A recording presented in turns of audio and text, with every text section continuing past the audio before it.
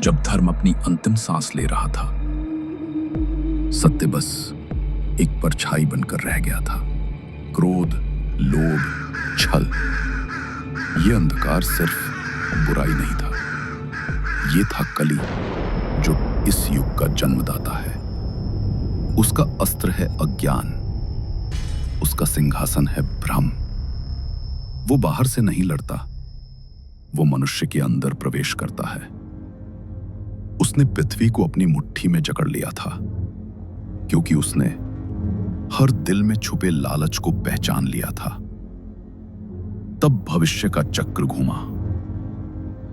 एक आखिरी आशा जन्म लेने वाली थी, कल्कि, विष्णु के 10वें अवतार, जो कलयुग के अंत और सत्य युग के आरंभ की घोषणा करने आए हैं।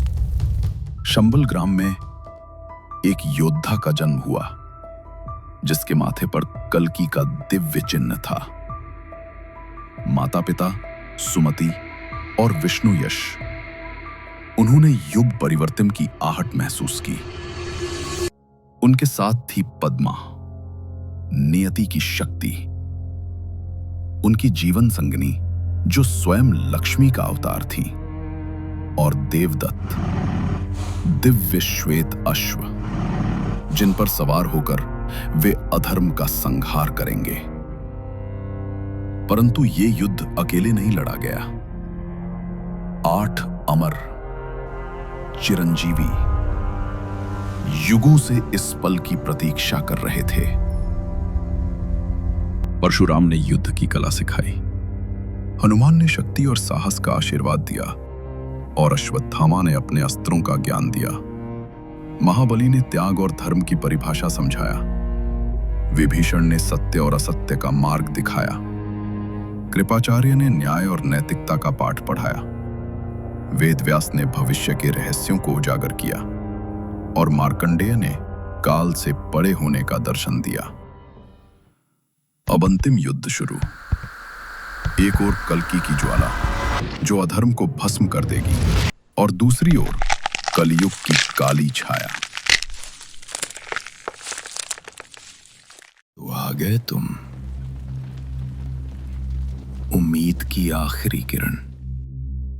लेकिन तुम्हें मुझसे नहीं, खुद उस दुनिया से लड़ना होगा जिसने मुझे चुना है।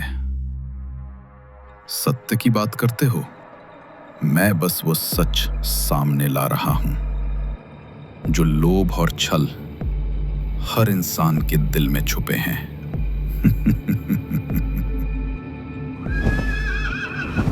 लेकिन कल्कि का शस्त्र सिर्फ तलवार नहीं, वो स्वयं धर्म है। लेकिन ये धर्म युद्ध इतना सरल नहीं था। कली की शक्ति इतनी प्रचंड थी कि उसे हराने के लिए 8 चिरंजीवियों को स्वयं रणभूमि में उतरना पड़ा।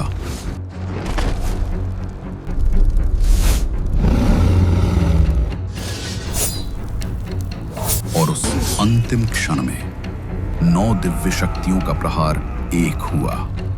एक ऐसी ज्वाला जिसने ब्रह्मांड को चीर दिया और कली के अंधकार को सदा के लिए भस्म कर दिया।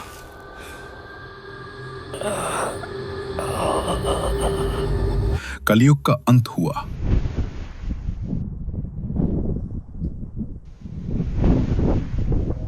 एक नए युग का उदय हुआ। सत्य फिर लौट आया।